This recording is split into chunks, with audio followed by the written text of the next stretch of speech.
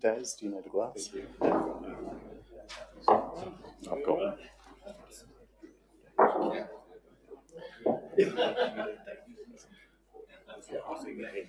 Good to go?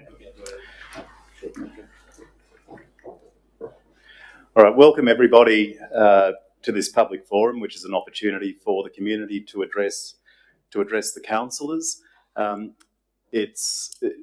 We do have four speakers today. We have Mr. Neville Yates speaking against item 9.3.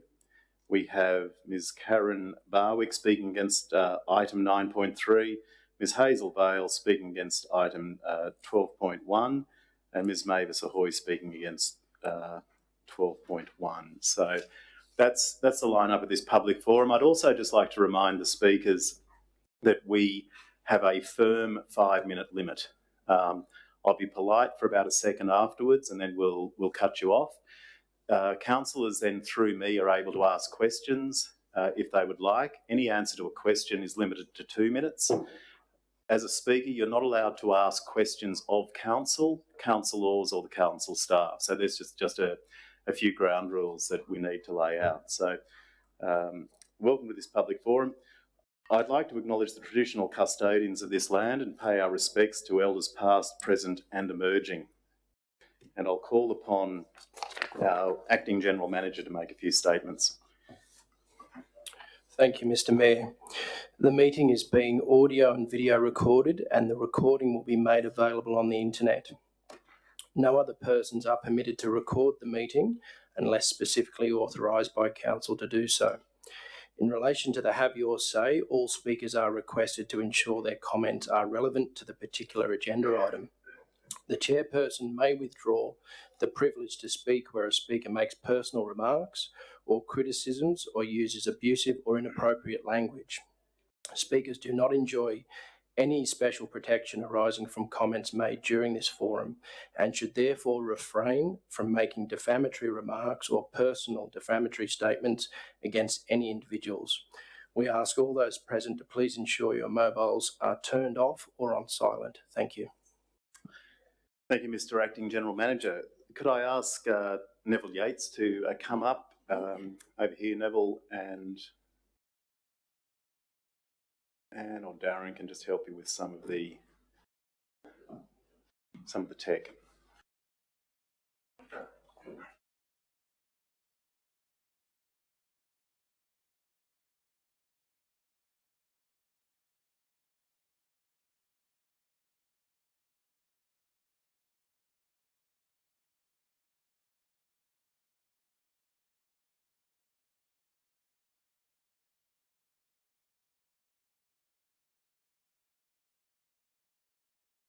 So Hospital Keo's been given money by Adam Marshall to upgrade theirs and give them a coffee machine, which is so great for they do good community work.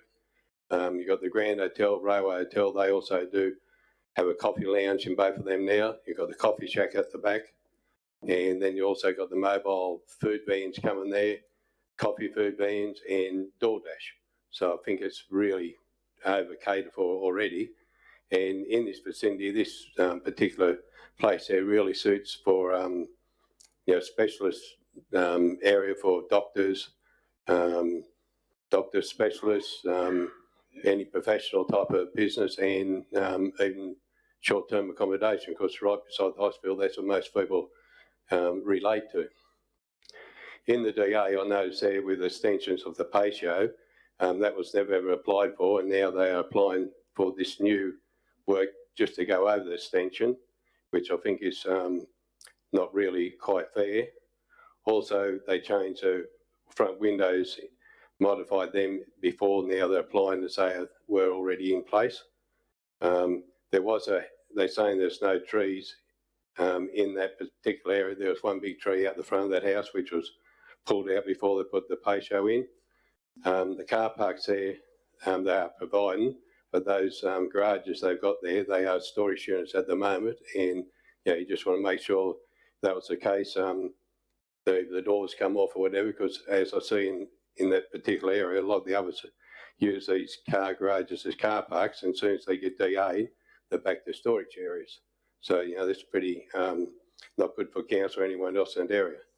I also think there should be a traffic report done on that area, because it's when hospitals operate and it's a very busy area and there's an accident waiting to happen. Also on the plans there, they have asking as a food and beverage one, so they don't have to have a proper commercial kitchen, which I see is pretty unfair on other businesses around that area. I just personally think this is an ideal opportunity for something else, not a coffee shop. Thank you for listening to my views. Thank you, Mr. Yates. Okay. Mr. Yates, we can just wait there. Councillors, any questions for Mr. Yates? Thank you. Okay. And if Ms. Karen Barwick could come up, please.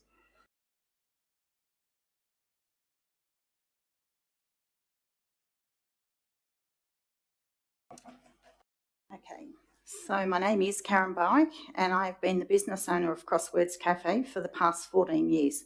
So obviously I'm very concerned about another food outlet wanting to open 2 doors away from my business and what effect it will have on my trade. Trade through COVID was tough, we just survived, and now we are hit with interest rate rises and high cost of living. Back in October 2001, myself and others alerted the council that work had started for the new shop without any DA. So this has been ongoing worry for myself for the past 2 years. Parking and traffic is a real issue around the area. We witnessed so many accidents and near misses on the corner of my shop, and people trying to come in and out of 128 Butler Street is going to congest traffic flow. Crossword Cafe has a lot of history. It was built in 1927 and was a bakery to begin with. Over the years, I have met many past owners who have visited my shop wanting to look through and reminisce. And I'm going to leave a book that one of the past owners gave me that maybe the historians would like to look at. It is not only my business that could be affected with another shop opening nearby. There is the hospital kiosk, railway hotel, the coffee shack behind the railway, Era and Spa delivered to the area, and then the other end of the hospital you have the Grand Hotel and another food premises opening opposite to the Grand. Too many food and drink premises in a small captive area. Council allowing the shop to open is not going to improve the growth of Armidale. Many businesses come and go. You see one new one open and another close. Armidale needs more than just coffee shops in town. The gentleman wanting to open this shop opposite has 2 shops in the Coles complex opposite each other, selling the same thing, with one of them not opening every day. Why? Is he blocking out competitors in his area? Maybe he's smart. Maybe he obviously knows what an impact could be with another shop open near him. Businesses seem to be leaving the CBD and setting up in their homes, examples hairdressers and beauticians, which I can understand with the cost of rents. But if a lady is downtown, gets her hair done, walks out feeling amazing, she might go to a dress shop or have a coffee downtown and spend more money in the CBD. Gets her hair done in a private residence, she probably just goes straight home. In the DA report, it is stated that it is a positive thing that it would create a new job if this shop opened. What about the staff and the other businesses that may have to cut hours, put staff off, or even close their doors? Competition can and does ruin other businesses. I had a previous business in the mall for 17 years and had to close the doors as I just could not compete. Thank you. Thank you. Councillors, any questions? Thank you very much. Okay, we will move to Ms. Hazel Vale, please, who's going to be speaking against item 12.1.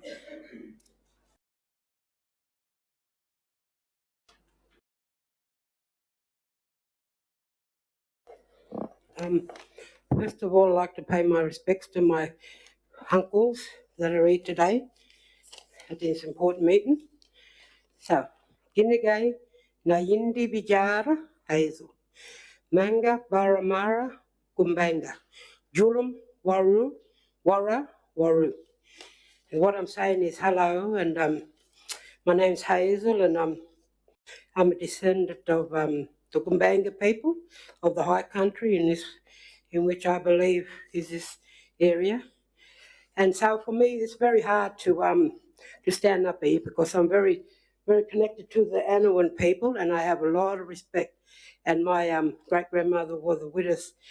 But when you've been taught something for so since you was a child, and it's embedded in you, it can't leave you, especially as a First Nation person. And because we are strongly connected to our land, our environment, our mob, and So yeah, so this is going to be short and sweet, because I'm going to allow Mavis to do all the walking.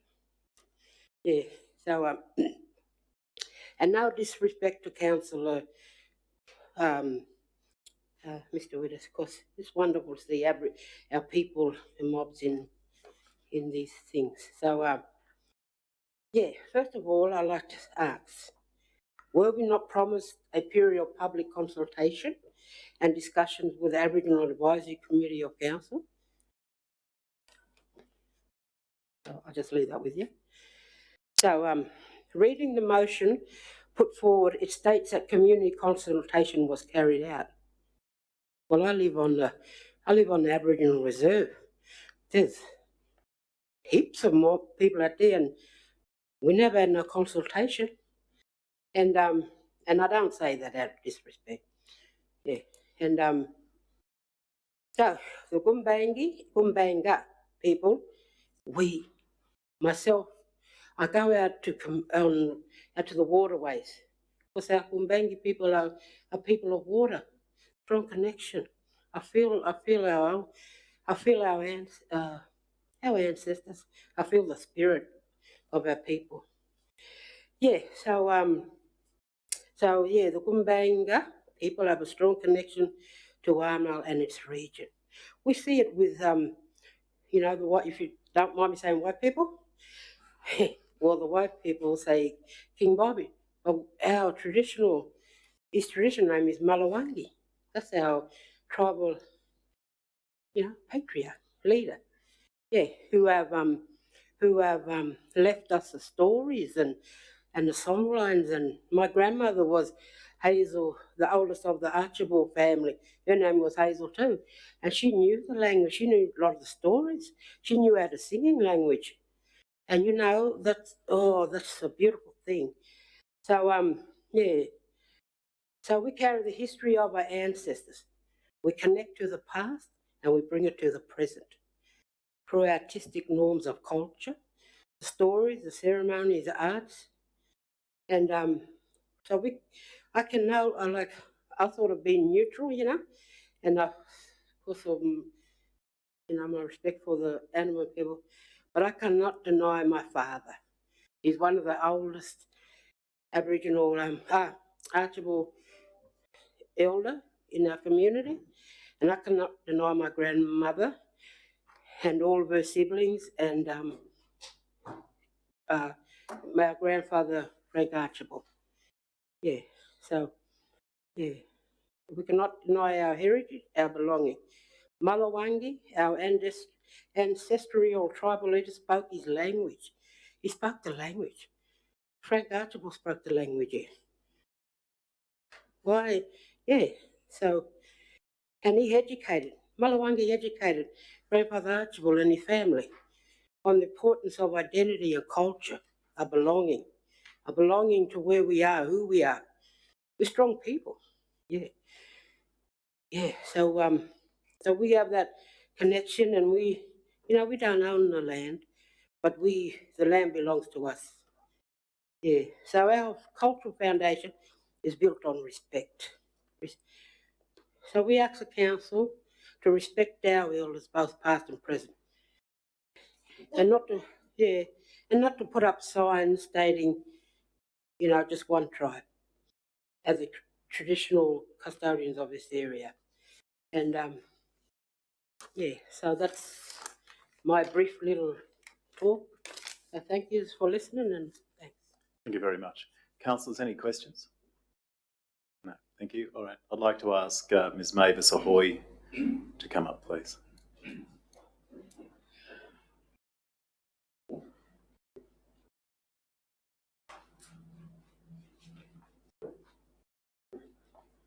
thanks to the Mayor and the Council for letting me get up and speak here today. I've against the signage, and I'm speaking as a Gumbanga woman. My bloodline is my father is a Yuram man from down the far south coast, Marparusan, down that way. My mother's side is a Dungutty and the Gumbanga from here in this town. So I'm class myself as a Gumbanga woman. I've lived here, I was born here, I was bred here, my children, my grandchildren and my great-grandchildren, all born here in this town. My grandfather, Frank Archibald, my nan's father, he was born here up under the railway station. He come back to Armidale back in the late 70s. Armidale always call their people back home to their country. We know this today, that we are the Gumbanga people.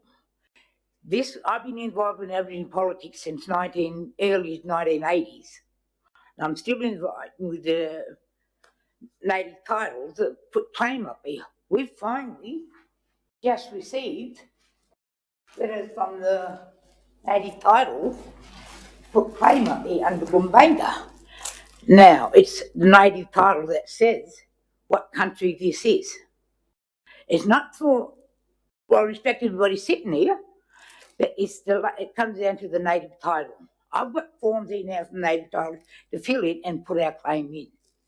And we've got evidence, we've got a book stock that is thick of evidence that this is Gumbanga. My great-great-grandfather, King Bobby, who is also known, his Aboriginal name is Malawanji. He seen the first white man, European, come to his country. He sat up on the rock and watching them come in. And the next day, the Europeans seen the campfires, but never seen an Aboriginal person. But they were sitting there in the dark watching what was going on. And in later time, the European of the time knew King Bobby, Malawanji, as the big man, who's the leader of his tribe. Back then it wasn't kings, queens, it was a big man, the top bloke. He seen the first train come here to Armidale. The Armidale people back in the day built a archway up at the train station. He stood on top with his wife and his tribal people down around the bottom for the first train that came here to Armidale. 10 years later, that archway built down at the courthouse and the post office. He seen the first governor come here. He come here to open the town school. But they had King Bobby on top there with his wife and his people down around the bottom again. This is the European recognising King Bobby as the leader man of this country. Not only that, he spoke 7 different languages, he had 7 different wives from different tribes. So that's around what we are in now. We've got Bunjalung, Biripi, Kamilaroi, Dungutty, and the Gumbanga from down the coast. He spoke all these languages and the Dungutty in that. And he sent his eldest grandson to go and get initiated down at Belbrook at Sugarloaf Mountain because it was the last of the initiations. And that no more initiation in New South Wales when that recorded. The last one was in Belbrook. Knowing all this and that, with all the evidence that we got, storylines, song lines, like Hazel said there earlier on, we don't own the land owned us. And this is our King Malawanji's country. He's been here. He carried the first bark to make the new Richards Arcade back in the day. He was recognised by the white people back in the day. Like, they recognised him back then, why can't we recognise him today? We can't move forward unless we recognise our past. And our past is our future. And we cannot make new storylines without going back to our old past. And what we are here today, we are sitting on Gumbanga country. I don't care what anybody else say, and with the evidence and that, we've got. Just if I can let you know, we've now just gone 5 minutes, so I can give you an extra 1 minute, and then it's... We've got Gumbanga language book. This been out for almost 20 years, this language book. It's not just come up and grabbing the language. That's different people from different elders back in the time, telling the stories. Grandfather Hartchapel, they do a lecture at the university in honour of his name. He made auto tapes starting back in the 60s, saying that into education, he was doing the language so it can be recorded for future generation. And that was education. Him and his family did a protest down in front of the courthouse back in the early 50s, protesting for education for his people. He had no education, but his wife, Sarah Morris from Dunguddy, from down Walker, she had education. And anything that was put out, she would read it to him. But they taught their children their life, their stories, their songs, everything to do with Aboriginal people. That was done then. Now, thank you for listening, and I'm against that signage. Less as Gumbanga on it as well. Thank you. Okay, thank you. Thank you. Councillors, any questions? Councillor Robinson. Excuse me, Mavis, if you just have to press your button so Councillor Robinson's... Yep. Yeah. I'm just wondering, when is the earliest date that you can recollect that the Gumbaynggirr were in this area? So, excuse me, Mavis, can you just press that button again, then we can hear? All the newspaper clippings back from the days in the 1800s. We've got clippings of what King Bobby did in this town, and what everything that he did in his town with the white people, going back as far as the newspaper clipping, books, songs. And we had a song of the little boy lost up in Guyla. We also had a little boy lost here in Armidale. They got Frank Hartchapel Tasty go out, backtrack and find this young boy. He made a song up because he couldn't explain the stories. They did it in songline. So they wrote a song about the little boy lost. The train song, which is how's it go? The train song. Thelma.